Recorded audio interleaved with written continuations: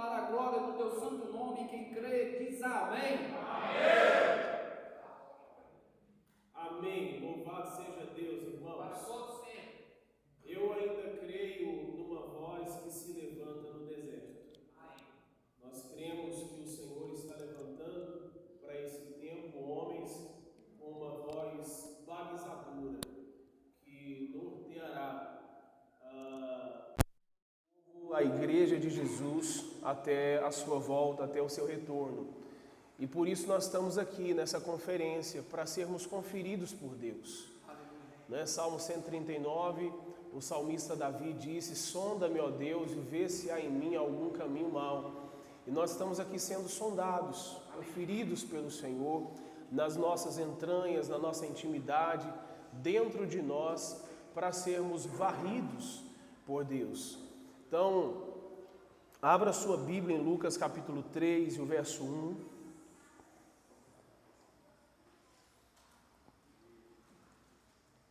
O tema da mensagem é o homem a quem Deus usa. Amém? Uma vez que estamos falando de legado, o legado continua. Houve uma preocupação, né, no coração de muitos homens, Brasil afora, e aí o que vai ser agora, como é que vamos ficar? Irmão, nada mudou, nada acabou. Amém. Pelo contrário, nós estamos só iniciando aquilo que já foi, dando continuidade àquilo que foi startado um dia. Porque não se trata de um CPF, não se trata de uma pessoa, não é? Se trata de cada um de nós. Onde Deus encontrou pouso, onde Deus encontrou um solo fértil, um terreno preparado para jogar a sua semente, essa semente brotou e está gerando frutos.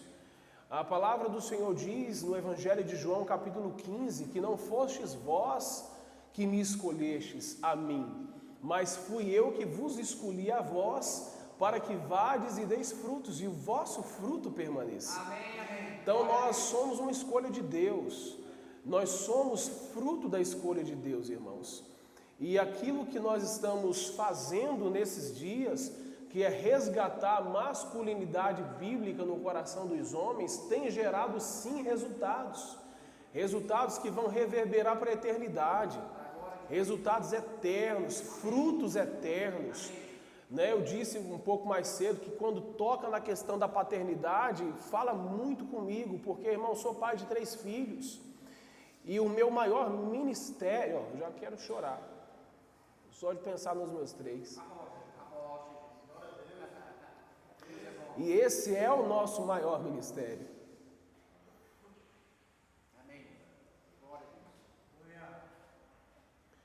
Eu penso num legado que os nossos filhos vão dar continuidade.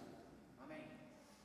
A maior honra para os nossos filhos, irmãos, é ter a nós pais no altar, pregando o Evangelho de Cristo, as boas novas do Senhor. E ter a nós pais no ambiente do quarto deles, à mesa, fazendo uma refeição com eles, agradecendo ao Senhor pela refeição do dia. Você já imaginou, irmão, no seu coração, que referência, que fotografia eterna que nós estamos gerando no coração dos nossos filhos, no coração das nossas esposas? Sempre digo, né, das vezes que viajamos aí para pregar, irmãos, a maior dificuldade que nossas esposas devem ter póstuma, após a nossa morte, é encontrar um marido à nossa altura. A maior dificuldade que os nossos filhos devem ter é encontrar um pai à nossa altura, depois da nossa morte. Nós temos a responsabilidade de sermos tão bons, mas tão bons, que nossas esposas e os nossos filhos não encontrem alguém que possa nos substituir. Amém. Glória a Deus. De tão homens de Deus que nós fomos. Tem que ser tão desesperador no coração das nossas mulheres dizer: e agora? E agora? Onde eu vou encontrar um Tiago? Onde eu vou encontrar um Radamés? Um Elvis? Onde eu vou encontrar um Bruno Albuquerque? um Carlos Prazeres que possa substituir um pai dentro de casa e um marido dentro de casa. Pastor, é algo utópico, fantasioso? O que você está dizendo não é, irmãos. Nós temos a responsabilidade de ser os melhores homens da nossa casa, da nossa igreja e da nossa cidade. Amém, amém. Nós temos esse ofício sacerdotal. Então, o texto começa dizendo, no verso 1 do capítulo 3, fazia 15 anos que Tibério era o imperador romano, e nesse tempo Pôncio Pilatos era o governador da Judéia, Herodes governava a Galileia, o seu irmão Filipe governava a região da Itureia e Traconites, e Lisânias era o governador de Abilene, e Anás e Caifás eram os grandes sacerdotes. Foi nesse tempo que a mensagem de Deus foi dada no deserto a João, filho de Zacarias. E João atravessou toda a região do Rio Jordão, anunciando esta mensagem: arrependam-se dos seus pecados e sejam batizados, que Deus perdoará vocês. Isso aconteceu como o profeta Isaías tinha escrito no seu livro. Alguém está gritando no deserto: preparem o caminho para o Senhor passar, abram estradas retas para Ele. Todos os vales serão aterrados e todos os morros e montes serão aplanados. Os caminhos tortos serão endireitados e as estradas esburacadas serão consertadas. E todos verão a salvação que Deus dá. As multidões iam se encontrar com João para serem batizadas por ele. Ele dizia a todos: ninhada de cobras venenosas, quem disse que vocês escaparão do terrível castigo que Deus vai mandar? Façam coisas que mostrem que vocês se arrependeram de seus pecados. E não digam uns aos outros: nós somos descendentes de Abraão. Pois eu afirmo a vocês que até destas pedras Deus pode fazer descendentes de Abraão. O machado já está pronto para cortar as árvores pela raiz. Toda árvore que não dá frutas boas será cortada e jogada no fogo. Então o povo perguntava: o que devemos fazer? Ele respondia: quem tiver 2 túnicas, dê a quem não tem nenhuma, e quem tiver comida, reparta com quem não tem. Alguns cobradores de impostos também chegaram para serem batizados e perguntaram a João: mestre, o que devemos fazer? Não cobrem mais do que a lei manda, respondeu João. Alguns soldados também perguntavam: e nós, o que devemos fazer? E João respondia: não tomem dinheiro de ninguém, nem pela força, nem por meio de acusações falsas, e se contentem com o salário que recebem. As esperanças do povo começaram a aumentar, e eles pensavam que talvez João fosse o Messias. Mas João disse a todos: eu batizo vocês com água, mas está chegando alguém que é mais importante do que eu, e não mereço a honra de desamarrar as correias das sandálias dele. Ele os batizará com o Espírito Santo e com fogo. Com a pá que tem na mão, ele vai separar o trigo da palha, guardará o trigo no seu depósito, mas queimará a palha no fogo que nunca se apaga. João anunciava de muitas maneiras diferentes a boa notícia ao povo e apelava a eles para que mudassem de vida, mas falou contra o governador Herodes, porque ele havia casado com Herodias, a esposa do seu próprio irmão, e também porque ele tinha feito muitas outras coisas más. Então Herodes fez uma coisa ainda pior, mandou pôr João na cadeia. Amém? Até aqui, até o verso 20. Irmãos, a maior necessidade do mundo é que homens sejam usados por Deus. Porque Deus não unge métodos, Deus unge pessoas. A unção do Senhor não está sobre coisas, a unção do Senhor está sobre nós. Isaías capítulo 61 está escrito: o Espírito do Senhor Deus nos ungiu para. Existe uma finalidade, uma função, um destino, um objetivo profético do porquê o Espírito Santo de Deus veio e se derramou sobre as nossas vidas. Então nós não precisamos de melhores métodos, nós precisamos de homens melhores, ou de melhores homens. Não são de ferramentas, não são de metodologias, de estratégias que a igreja precisa.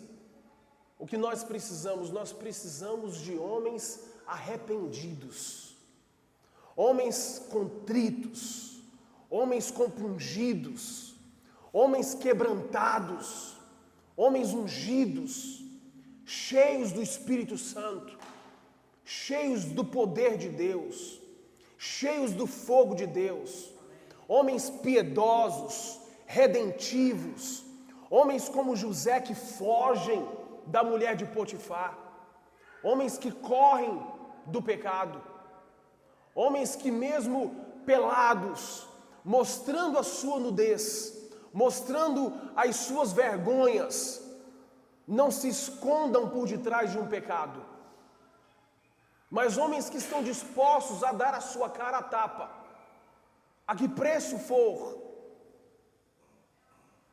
para que essa geração de Samuel, que depõe Saul e unge Davi, permaneça cada vez mais vigorante. Nós precisamos, irmãos, continuar esse legado, de continuar depondo os Saús e ungindo os Davis. Quando eu conversei com o Dudu por telefone, eu disse a ele, fiz uma pergunta, Márcio, me responda algumas perguntas. Porque qual é a nossa necessidade, irmãos? Nós não precisamos de renome, nós não precisamos de grandes holofotes, nós precisamos da simplicidade do reino. Homens simples, os Zezinhos da esquina, os anônimos, mas que são homens que têm nome, honra e respeito dentro de suas casas. Estes são os homens de verdade, estes são os homens de valor, estes são os homens a quem as mulheres e as crianças respeitam. Então essas vozes foram caladas e silenciadas por muito tempo, e são dessas vozes que nós estamos precisando. Estes homens que chegam no sábado pela manhã e tocam o nosso coração e ganham o nosso coração, contando sobre a sua vida, o seu testemunho no lar, sobre a sua mesa, sobre criação de filhos, sobre o seu casamento.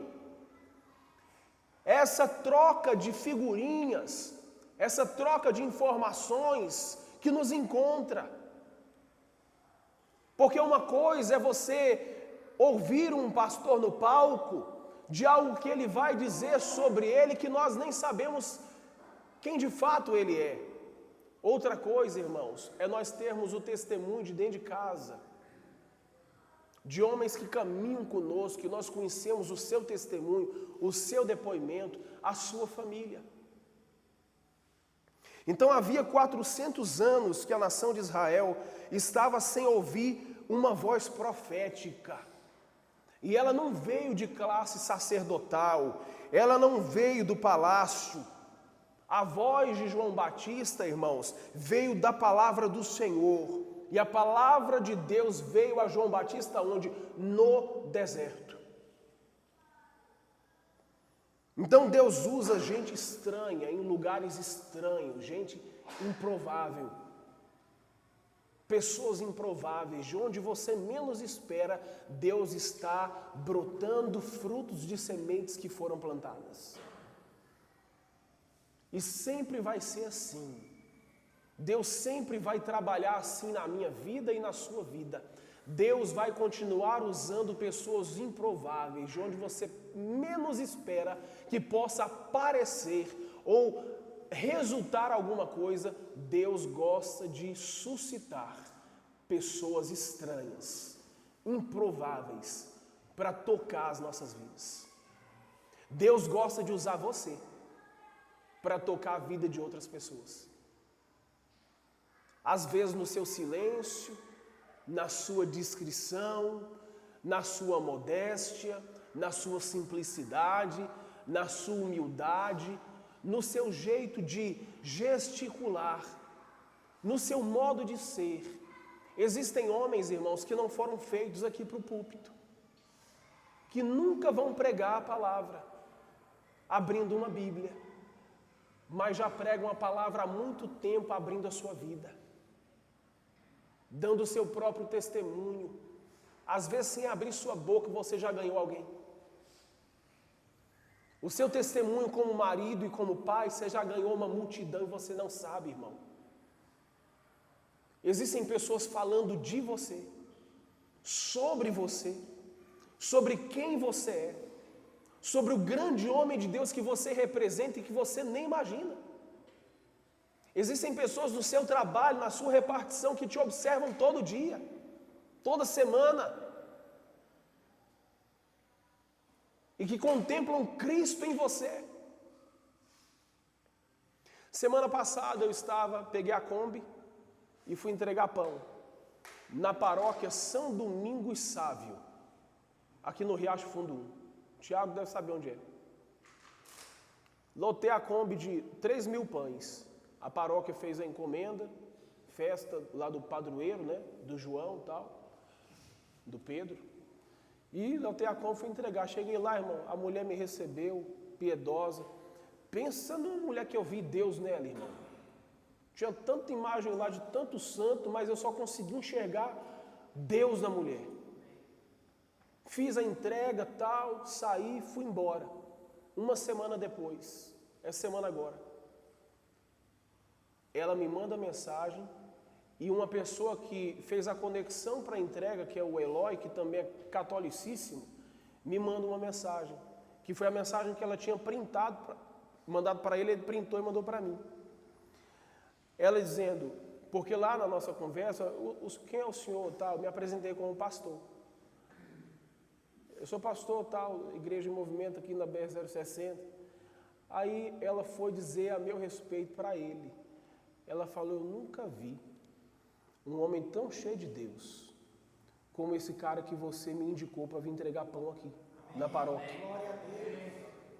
Irmão, teceu tanto comentário, mandou o texto para mim no WhatsApp, mandou para minha mãe também. Aí minha mãe me devolveu a mensagem. Aí eu mostrei para a Eliane. E ela, no final da mensagem, escreveu, olha, hoje em dia são poucos os pastores em quem eu acredito, mas o Senhor eu vi uma só vez, e eu vi Deus em você. Amém. Brinquei com ele, daqui a pouco eles vão me chamar para pregar na paróquia. E nós temos que estar prontos, irmãos. Então, eu quero dizer que o que deve reluzir, o que precisa continuar reluzindo em nós, irmãos, é essa voz profética, que aponta para um lugar, que aponta para um futuro, que aponta para um destino, na nossa simplicidade, sabe? Às vezes mal vestido, com uma calça jeans apenas e uma camiseta e um chinelo de dedo, mas tem Deus em você. Ele chega primeiro em qualquer lugar. Deus se apresenta primeiro em qualquer lugar, onde você está. Então João Batista era fruto de profecia, João Batista era resposta de oração de alguém. João Batista era um milagre do céu, ele era um homem com uma missão. E por que Deus usa a vida deste homem? Porque ele não era um caniço balançado pelo vento. Mateus capítulo 11, verso 7 ao 11, traz a descrição do que estamos tratando. Hoje estamos vendo líderes vendendo seus ministérios, negociando valores absolutos, mercadejando o evangelho. E João Batista, irmãos, não transigia com a verdade. ele denunciava o pecado na vida do rei, dos religiosos, dos soldados, do povo. João Batista nunca retrocedeu da sua missão como profeta. Custe o que custar, a verdade sempre será dita e ela precisa ser pregada. Amém, amém. Não queremos, irmãos, caminhar com homens frouxos, medrosos, que têm medo de abrir a boca e ser usado por Deus naquilo que Deus está querendo depor e denunciar. João Batista teve a sua cabeça decapitada, mas ele não negou o seu Deus. Ele não negou a sua voz. Enquanto líderes estão vendendo o ministério, negociando princípios, negociando valores, tornando o evangelho um mercado, João nunca transigiu com aquilo que era verdade. Doa o que doer, irmãos. Nós estamos aqui prontos para a batalha, estamos prontos para a guerra. Nesses dias em que antecederam vários acontecimentos, os familiares da minha esposa ligando, mandando mensagem, os irmãos da igreja, como é que está ele? Eu só peço uma coisa: guardem minha esposa e guardem os meus filhos. E o Senhor está me guardando. Mas se é para ir para a guerra, se é para ir para a batalha, irmão, estamos aqui. Eis-nos aqui. Jesus deu a vida por nós e nós estamos nos oferecendo a Ele, nos oferecendo em sacrifício vivo, santo e agradável a Deus, que é o nosso culto racional, de Romanos capítulo 12. Então ele não era um profeta de conveniência. Os seus inimigos diziam: ele tem demônio. Jesus falou: não, ele é profeta, ungido por mim, chamado por mim, convocado por mim. As pessoas dizem: esse cara está louco, ele está falando loucura. Não, ele é profeta, ele é a minha voz, ele está dizendo a minha mensagem. João é transmissor daquilo que eu quero dizer ao povo, porque ele era uma lâmpada que ardia e alumiava. João capítulo 1, versos 6 ao 9. Então ele não era a luz, mas ele era uma lâmpada que ardia e alumiava. João era aquele que apontava para Jesus: eis o Cordeiro de Deus que tira o pecado do mundo. Sempre que eu vou orar por alguém, irmãos, especialmente em data de aniversário, eu sempre oro dizendo que os seus dias apontem para Jesus, que os seus dias continuem apontando para Jesus, que os seus dias continuem revelando Jesus em você, que os seus dias mostrem Jesus, que a sua vida seja uma profecia de Jesus. E João Batista foi esse cara top, esse reverendo sobrenatural. A vida de João revelava Jesus. Ele era a tipificação de Jesus. Ele não buscou glória para ele mesmo. Ele disse: convém que ele cresça e que eu diminua. Essa era a fala de João, irmãos, como mensageiro. Ele era como uma vela, ele iluminou com intensidade enquanto viveu. A voz de João, em João capítulo 1, versos 22 ao 23, ele sempre foi uma voz e nunca um eco. Sua voz reverberava, alcançava, transformava, revolucionava corações. João não apenas proferia a verdade, ele era a boca de Deus. Ele falava com poder, com autoridade. Hoje há muitas palavras e pouco poder ou poder nenhum. As pessoas escutam belos discursos, mas não têm vida. O discurso não bate com a vida e a vida não bate com o discurso, não bate com a pregação, irmãos. Aqueles que nos ouvem querem ver em nós aquilo que nós estamos pregando, porque onde não tem espírito, não há vida.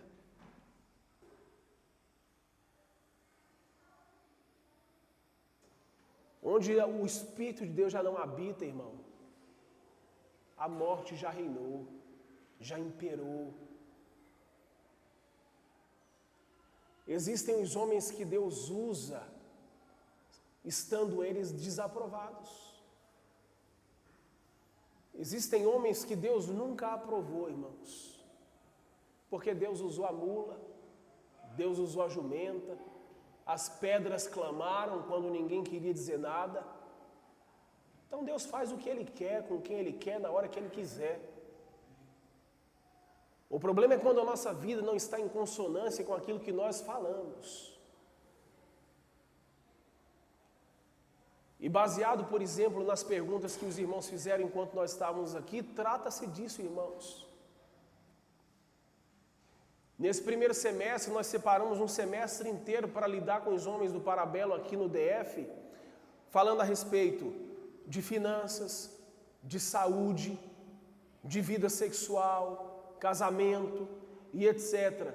Por quê, pastor? Porque existe esse gargalo que nós percebemos que precisa ser tratado nas nossas vidas. E se isso não for tratado, aquilo que falamos não faz efeito. Por isso nós precisamos estar alinhados com aquilo que pregamos. Casamento tem que estar top. Vida financeira tem que estar top. Porque não adianta dizer para nós, eu vou destapar esse buraco para tapar isso daqui. Não. Deus não trabalha assim não. Deus não é burro. E não queira chamar Deus de burro. E nem querer fazer os seus espectadores de idiota, que nós não somos. Nós aprendemos a ser bereanos, a conferir tudo que está escrito. Eu vou ajudar a viúva, porque só dá para ajudar a viúva. Não, irmão, seja responsável naquilo que você está fazendo. Ajude a viúva, mas não deixe de ajudar a sua casa. Porque a sua responsabilidade primária é a sua casa, é o seu casamento. São seus filhos. Não adianta a igreja fazer bonito socialmente lá fora, enquanto aqui dentro está tudo desarrumado, está tudo desajustado. Tem crente, irmão, nós passando fome dentro da igreja, e a gente está ajudando o pobre e a viúva lá fora. Que discurso mais incoerente é esse? Que discurso não cristocêntrico é este? Ajude a viúva quando você já tiver ajudado a viúva daqui de dentro, O pobre, o órfão, o miserável, o vulnerável daqui de dentro. Deus mandou eu não pagar a escola do meu filho para eu poder ajudar a viúva lá fora, o órfão. Deus não é irresponsável. Essa matemática de Deus não funciona. Isso aí é matemática humana. Pague a escola do seu filho. Você fez um acordo lá, um contrato, você assinou o contrato na escola do seu filho. Pague lá a mensalidade para você não ser chamado de caloteiro. Para o seu CPF não ir para o Serasa. Porque Deus não quer mesmo usar o seu CPF no Serasa para você dizer que está ajudando alguém que está morando debaixo da ponte. Não quer. Deus não trabalha assim. Deus não é irresponsável.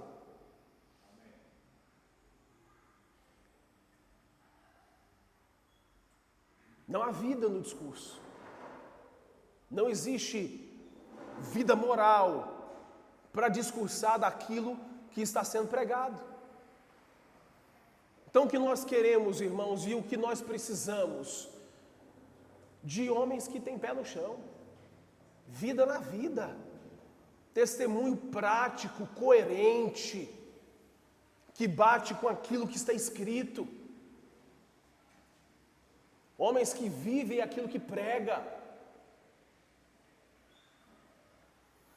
Ele prega o que conhece e experimenta. Ele não era da elite sacerdotal, ele não estava no templo, mas havia poder na sua vida. João não frequentava cultos. João não era membro de igreja nenhuma. mas havia vida naquilo que ele falava, irmãos. Hoje nós encontramos muita integridade, muita gente com caráter ajustado, ilibado lá fora. Conheço nos meus relacionamentos com colegas empresários, gente, homens que não gostam de atrasar um boleto. E quando atrasa, procura o seu credor para dar uma justificativa. E os crentes no somebody love, levando os seus credores na lábia. Olha, devo, não nego, pago quando puder. Você vai pagar quando estiver descendo para o inferno. Redondo para o inferno. E não vai ter mariolatria que te retire de lá. Não tem. Porque é princípio, é quebra de acordo espiritual. Deus trabalha com a verdade. Então está devendo, irmão? Pega o telefone, pega o WhatsApp, liga para o seu credor e fala: eu estou devendo, não nego e vou pagar data X. Não é quando puder, não. Parcele essa dívida. É 10 mil, parcela em 10 vezes, parcela em 20 vezes, combina lá, bota um jurinho lá, porque você já fez o seu credor perder dinheiro.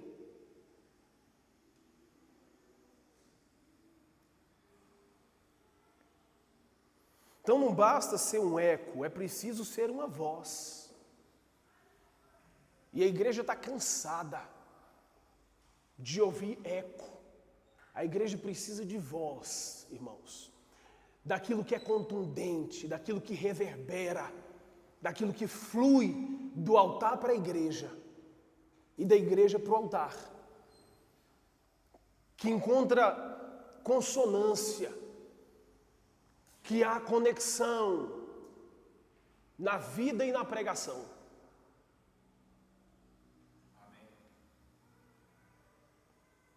Não basta carregar o bastão profético como Geazi, é preciso ter poder como Eliseu. Não basta falar aos homens, é preciso intimidade com Deus. Porque palestra, irmão, é facinho de fazer, a gente faz palestra. Os coaches estão aí, fazendo palestra à torta e à direito. Mas nós precisamos de quem tem vida, espírito, que quando fala, emana poder, unção, fogo, glória, vida de Deus, transformação.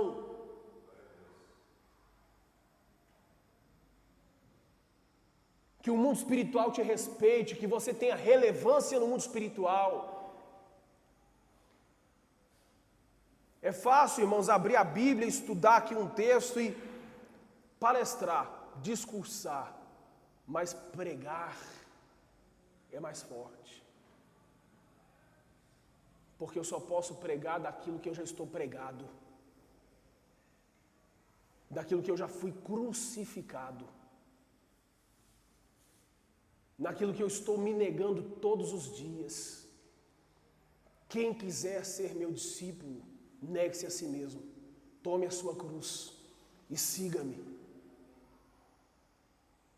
A vida com Cristo, irmãos, e a vida cristã é cara. Alguém disse: você não vai pagar nada. Vai pagar, sim, Senhor. É caro, tem um preço alto. Custa tudo o que você tem, a sua vida.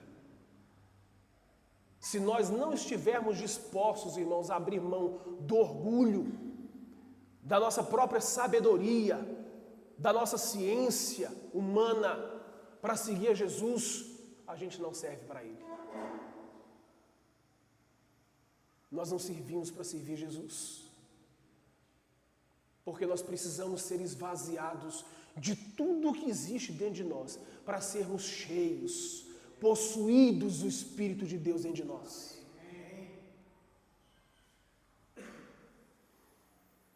Então não basta falar aos homens, é preciso ter intimidade com Deus, porque se Deus não falou com você, então não fale a nós. Nós queremos ser ministrados, irmãos, daquilo que Deus já falou conosco. Se Deus não tem falado aos nossos corações, irmãos, nós vamos falar o quê? De quê? De nós mesmos? Não vai fluir nada, irmão. Não vai acontecer nada. Não vai mudar nada. Não vai reverberar na vida de ninguém. Eu esqueci seu nome, macho. Leandro. Leandro me chamou ali para a gente conversar, tal. Ele disse que chorou comigo quando eu chorei aqui hoje de manhã. E eu expliquei para ele o meu choro. E tem aquele momento, irmãos, que o Espírito te pega de dentro para fora. Porque quem está dentro do nosso contexto aqui em Brasília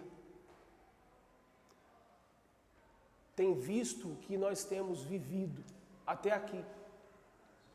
E vê, irmãos, tudo isso aqui, não que os nossos olhos estejam impressionados pelas coisas físicas, por aquilo que está sendo executado de estrutura física, mas seria um modo, se eu posso chamar assim, de Deus nos chamar a atenção de que a bênção dele está sobre nós. Amém. Isso aqui, irmãos, é um modo de Deus dizer: eu estou com vocês. Amém. Glória a Deus. Isso aqui está sendo executado sem ficar dívida nenhuma para trás, sem ficar laço nenhum de dívida para trás. É assim, é a chancela de Deus dizendo: eu estou com vocês. Essa obra não é de vocês, ela é minha. Essa é a igreja. Por isso a nossa hashtag somos a igreja. Falei com a Carlinha pelo WhatsApp essa semana e eu disse para ela: olha, a palavra eclesia é a palavra que nos define, porque nós não fomos chamados para dentro, nós fomos convocados para fora. A vida da igreja se dá mais fora do que dentro, mais fora das quatro paredes do que dentro dela. E o nosso chamado é esse, irmãos. Nós queremos entrar nas escolas, nos orfanatos, nos abrigos, nos presídios. Qual é a missão, pastor? Evangelizar. Continuar evangelizando. E não temos, de fato, essa neura, como o pastor Dinho disse, de agora vamos evangelizar o mundo e vamos mudar o mundo. Não. Não vamos, irmãos. Nós estamos batizados com o pé no chão. Nós não vamos mudar o mundo, mas nós vamos continuar mudando o mundo de alguém. Mudando contextos e transformando realidades de alguém. Alguém está sendo mudado, alguém está sendo tocado, o contexto de alguém está sendo transformado. Por quê? Porque existe uma igreja orgânica, viva, participando do contexto particular de alguém em algum lugar. Porque a igreja não é só o culto de domingo, a igreja não é o só aqui e agora, a igreja é a realidade, é o acontecimento, é o orgânico, é aquilo que está sendo movimentado na segunda-feira. É a sua vida em movimento, é o seu testemunho em movimento. João Batista não estava dentro do templo, João Batista estava no deserto, irmãos, sendo comissionado, incumbido de uma missão: denunciar o pecado e ministrar a mensagem de arrependimento. Arrependei-vos, porque é chegado o reino de Deus. Deus tem uma missão para os homens: ministrar a mensagem de arrependimento e dizer: é chegado o reino de Deus.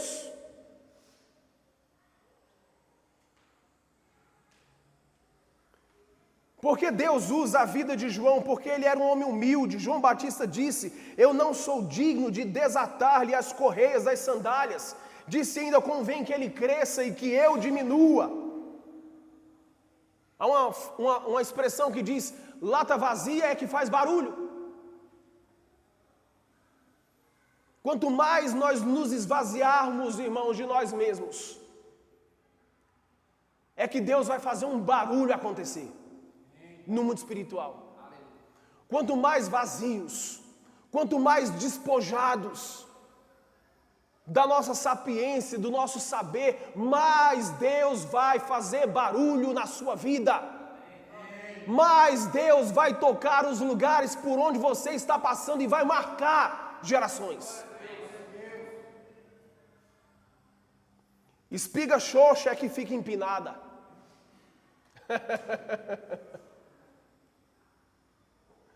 O albatroz voa baixo porque ele tem um papo muito grande.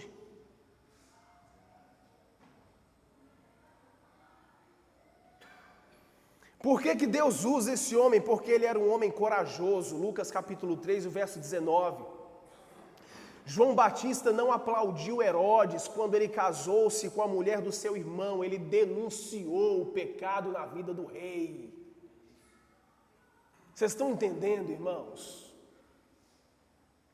Ah, não pode falar da vida do rei, pelo amor de Deus. Ele é o rei, ele é intocável. Não, irmão. Se Deus te levantou e te ungiu, denuncie. Você é a voz que Deus está levantando nessa nação. Subestimaram o pastor Johnny, não foi? Esse cara aí, franzino, com cara de abestalhado. Eu já disse por diversas vezes, irmãos, que uma das coisas que eu mais rio de mim mesmo é a minha cara de bobo.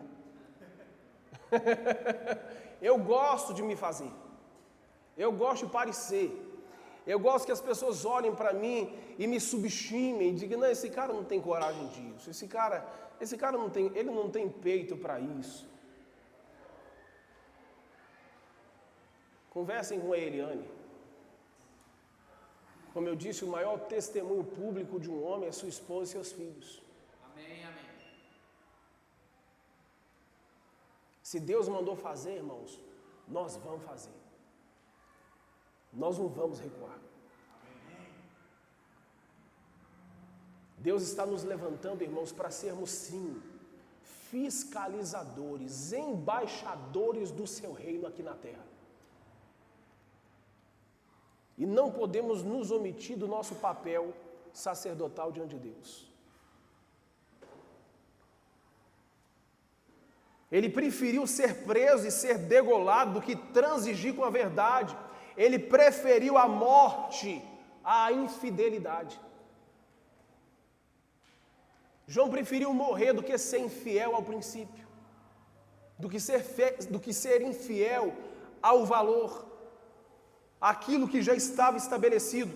Hoje há pastores que vendem o ministério e a própria alma por dinheiro. Em vez de denunciar o mal, praticam-no.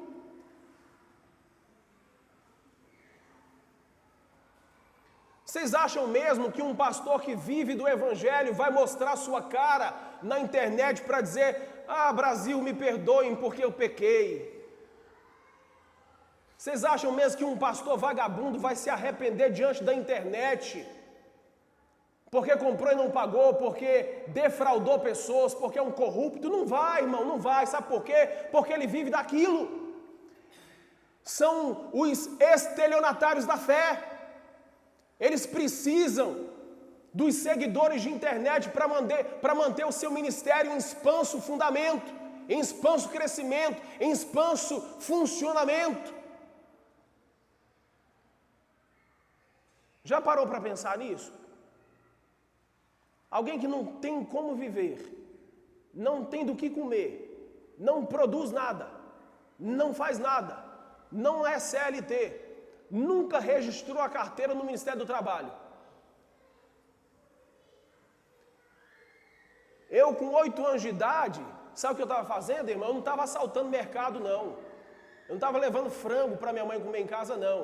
Com 8 anos de idade, eu estava carregando marmita na rua, com caixa de isopor, ajudando minha mãe a vender comida para manter minha casa.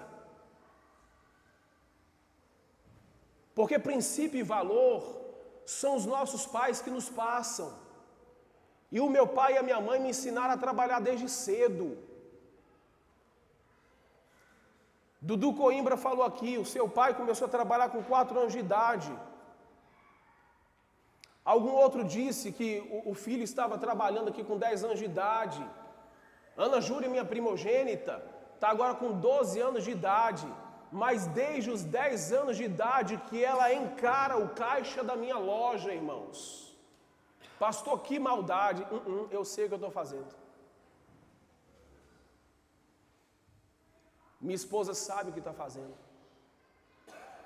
Hoje o meu pequeno de 4 anos de idade, esse que foi a raspa do tacho, já me ajuda a carregar pão de um lado para o outro dentro da loja, para botar na Kombi, tirar da Kombi, botar na loja, levar para um canto, levar para o outro. Estou ensinando aos meus filhos e irmãos valor, princípio. Amém. dar valor naquilo que é de verdade. A saber quanto que custa um pacote de pão.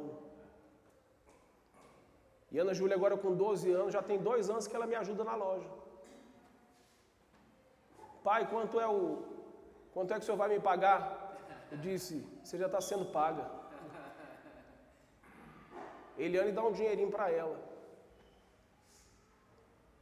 E os clientes chegam, irmãos, ficam admirados, sorri, brinca com ela lá, e eu sempre com o olho em cima, né? Na ostensiva. Nas câmeras da loja, tal. Mas vocês precisam ver que coisa linda de ver. Só elogio. Disse domingo passado aqui, né? Sobre ela. A sua tarefa primária é estudar. Ela não gosta de estudar. Aí eu fico fazendo lavagem cerebral. Eu impetro essa palavra na cabeça dela até ela gostar. Até ela amar estudar, irmãos. Você tem uma meta 10 em todas as matérias. Menos que isso eu te coloco na aula de reforço. Para você melhorar.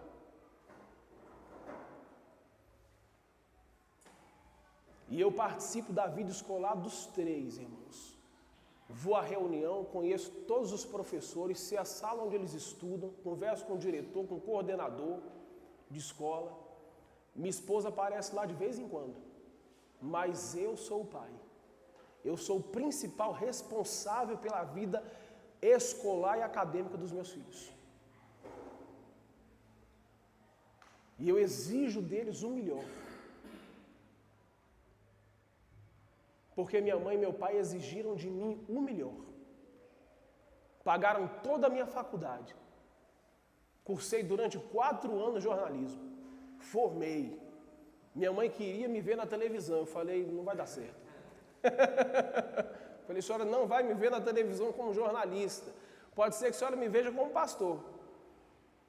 Grava pela internet, a senhora me assiste em casa.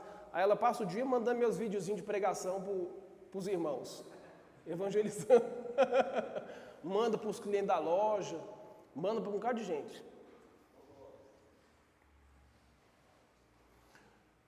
Mas eu não estava, aos 8 anos de idade, assaltando o mercado para levar frango para casa.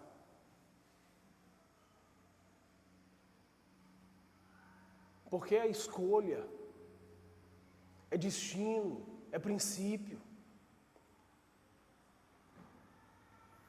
João era um homem usado por Deus e tinha uma missão, ele era cheio do Espírito Santo. João Batista era um homem cheio do Espírito Santo desde o ventre materno. Aos 5 meses de idade, ele estremeceu de alegria dentro da barriga da própria mãe, irmãos. Pode esse mistério, né? Dado por Deus à sua mãe.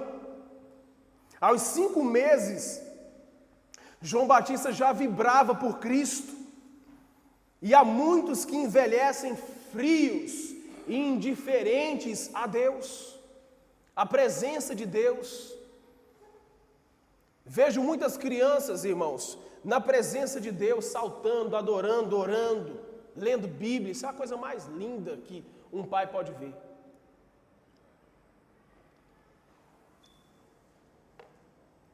Eu me lembro da Ana Júlia sendo batizada com o Espírito Santo dentro do meu carro.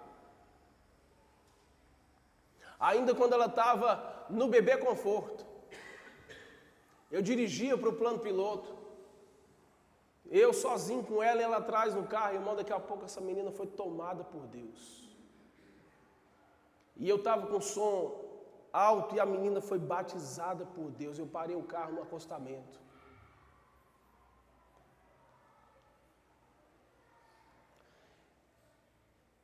E quando eu olhei para ela, estava tomada de Deus. Orando línguas que eu não discernia. Mas havia tanta glória dentro daquele carro que eu disse, não pode ser demônio. É Deus. Só pode ser Deus isso aí. Porque a gente sempre se preocupou em proporcionar esse ambiente de poder, de fogo, de unção, de glória para os nossos filhos e irmãos. De proporcionar esse ambiente onde os nossos filhos estejam mergulhados, permeados pela unção de Deus. É responsabilidade nossa evangelizar os nossos filhos, trazer o coração dos nossos filhos ao coração de Deus.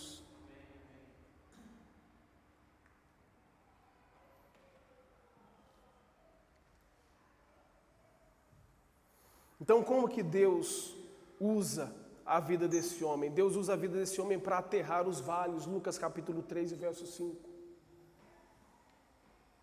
Concordam comigo que a adoração não é a mão que eu levanto, não é a música que eu canto, não é o modo como eu gesticulo dentro do culto.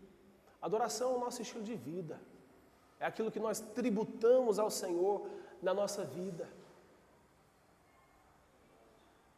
Então, nós precisamos nos posicionar sempre como esse José, correndo, fugindo do pecado, fugindo da mulher de Potifar, irmãos, isso é adoração. Negar o pecado é adoração. Isso deve encher o nosso coração, o nosso espírito de gozo, quando nós fugimos do pecado por opção, de propósito, intencionalmente. Estou fugindo do pecado porque eu quero, porque eu prefiro Deus, porque eu adoro o Senhor na minha vida, por isso o pecado não me importa, eu não quero mais. Irmãos, eu imagino o Espírito Santo, a alegria de Deus conosco, porque nós estamos decidindo por Ele, tomando uma decisão por causa dEle. Quantas vezes seu quarto de oração já foi inundado, implodido pela glória de Deus, irmão? Você está com saudade desse lugar? Volta para lá. Volta para esse ambiente de glória, de visitação, de ministração de Deus sobre a sua vida. Fecha a porta do teu quarto, liga o som, bota o teu joelho no chão, o rosto no pó e deixa Deus vir. Deixa o Espírito Santo tomar você, inundar a sua vida. Enquanto tua esposa está na cozinha fazendo comida e teus filhos brincando na casa, imagina os ouvidos da sua esposa, cara. Meu marido está no quarto orando, ó. Olha que glória que está lá dentro. Os filhos, mamãe, o que o papai está fazendo? Está orando. Irmãos, isso não tem preço. Isso não tem preço, tem valor, irmãos. Valor eterno que vai reverberar para a eternidade. Teu filho testemunhar a respeito de você, ó, não entra lá no quarto não, que o papai está orando. Papai está falando com Deus. Tua esposa respeitar o seu momento e dizer, não, nesse momento eu não vou entrar no quarto que o meu marido está falando com Deus. Imagina, irmão. Imagina, irmão. Que respeito, que reverência. Como que os céus não se abrem? Como que o mundo espiritual não vai respeitar você? Como que você não vai se tornar um homem relevante no mundo espiritual? Quando Deus ordena aos anjos para te servir, para abrir portas para você passar. Pastor, não está parecendo pentecostal demais? Eu estou muito pentecostal, não é nada? Estou fugindo aqui das minhas bases presbiterianas e batistas. Falta só as rajadas, né, Dudu? Mas eu não vejo outra saída para a igreja. Eu não vejo outro lugar, Dudu Coimbra, que a igreja possa estar, macho. Se não inundada da vida de Deus, sabe? Nós precisamos tomar cuidado, irmãos, quando ao apenas ler, ficar apenas na leitura.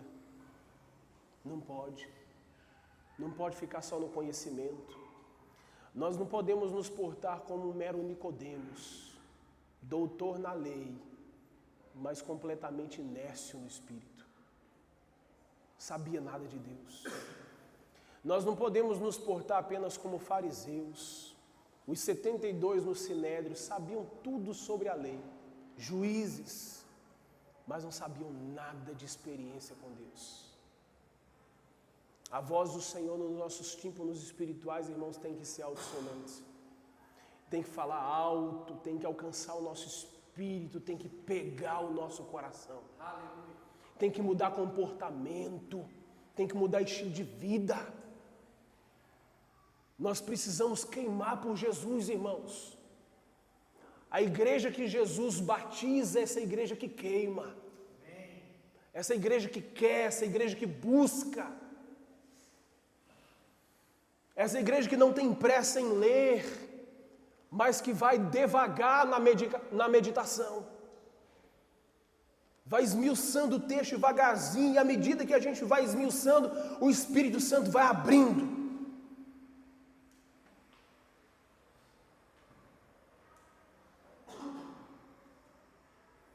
Então Deus usou esse homem para aterrar os vales. Vale é uma depressão, um buraco, há abismos na vida do povo, impureza, desânimo, comodismo, mundanismo na vida do crente, na vida do homem.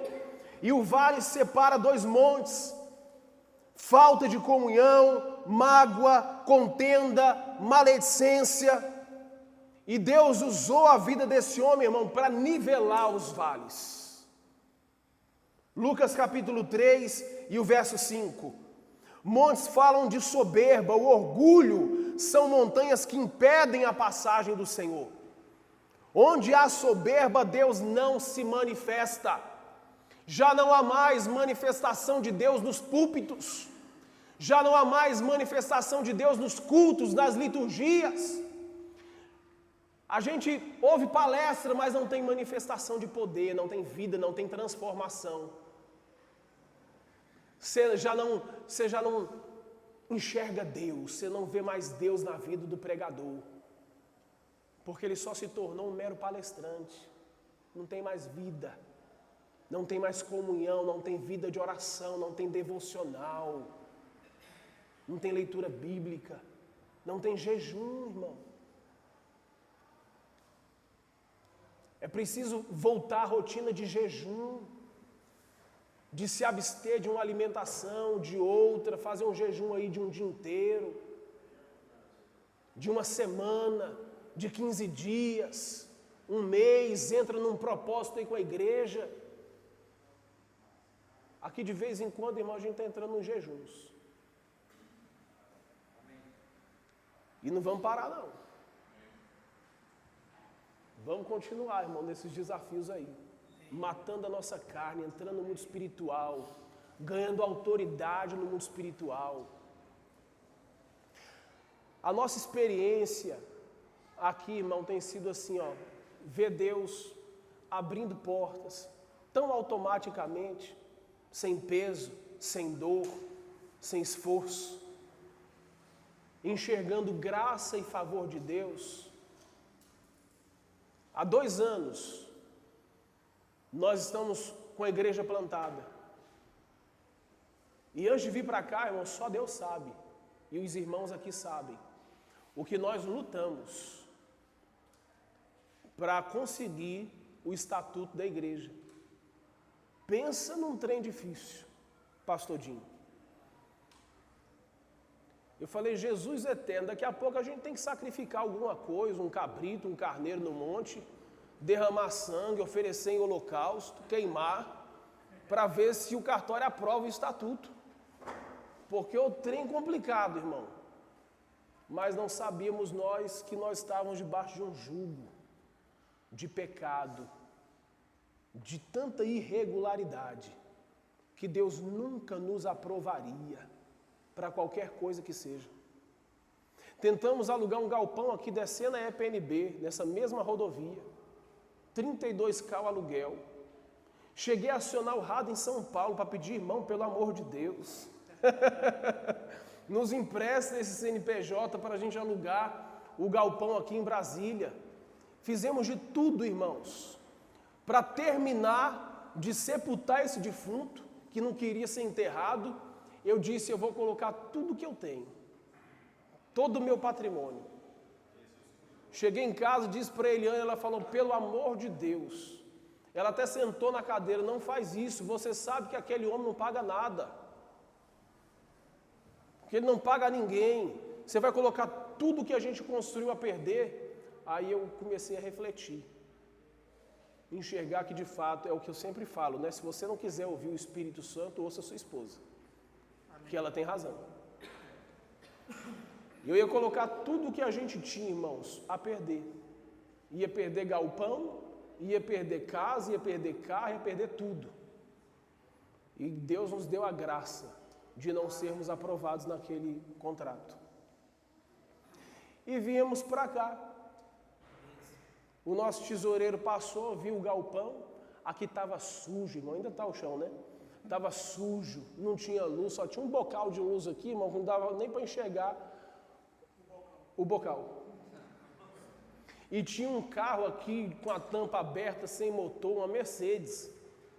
Eu até perguntei para a dona, quando ela alugou, a senhora não aluga para a gente já com carro também, não? Uma Mercedes, né, irmão? Estava sem motor, a gente botava o motor e andava nela. Mas ela levou embora. Aqui estava sujo, era uma oficina, vocês estão vendo aí o chão tudo derramado de óleo, que não é de unção, é de motor, né?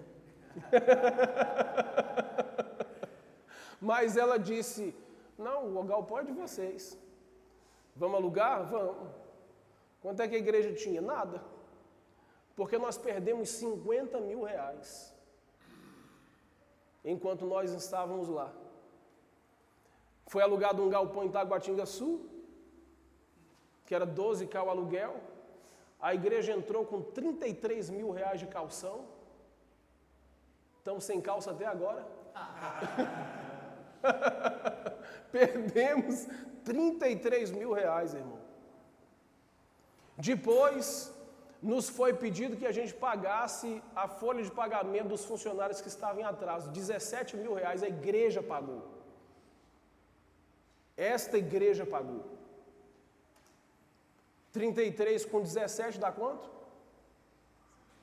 50 mil reais. Fora parte do fogo e da elétrica. Fora toda a estrutura que nós fizemos lá no primeiro galpão que nós alugamos. Qual? Não. Uma parte. Mas passa o dar, ajudar os irmãos, que é daqui da congregação lá. Os irmãos têm que receber, mas eu queria só... Ah, sim, Foi a gente aqui que pagou a dívida do bonitão lá. Mas foi lá atrás. Não foi toda, não foi Foi lá atrás. Ajudou os irmãos, então. Ajudamos. Qual é a oferta? Minha preocupação é os irmãos, bonitão lá. Porque tinha membros, Nem falar. tinha membros da nossa congregação lá trabalhando. Isso. Então já foi uma coisa para ajudar o outro. Então, a igreja dispôs desse valor e não tínhamos de fato nada para poder chegar aqui. Mas nesse inteirinho, irmãos, Deus nos deu tudo. Amém. Glória a Deus. E o Senhor está prosperando o seu povo. Milagre atrás de milagre, sem dever absolutamente nada. Louvado seja o nome do Senhor. O que nós conseguimos enxergar através de tudo isso, irmão? Propósito de Deus. O Senhor tem um propósito com a vida dessa igreja. Homens sérios, mulheres sérias, família séria. E vamos continuar rompendo em fé para a glória de Deus.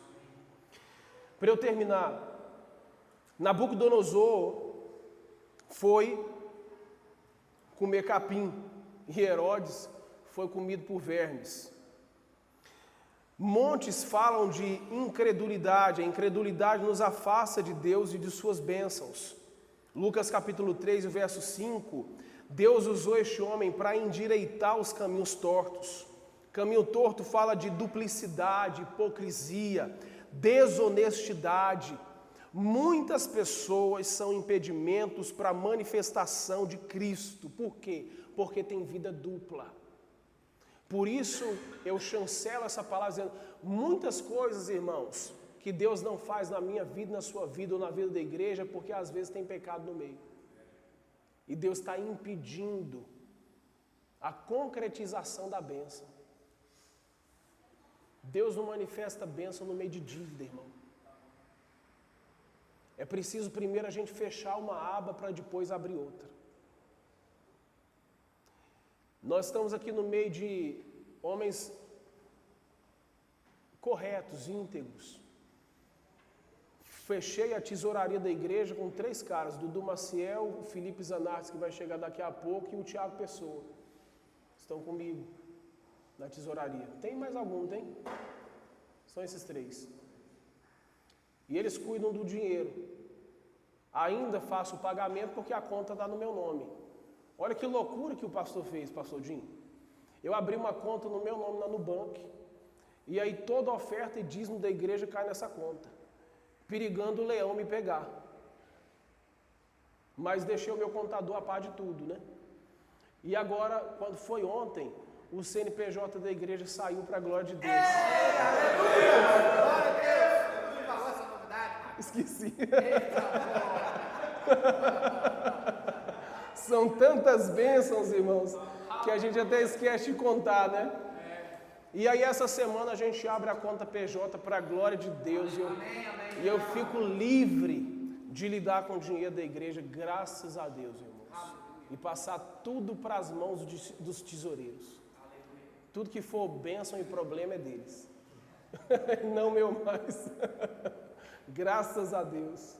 Então Deus tem usado a vida da igreja, mas o fato é que Deus não pode nos abençoar debaixo de desonestidade, de vida dupla, de mentira, de quebra de princípio. Deus só abençoa o seu povo, irmãos, debaixo de observância, de mandamento, de princípio.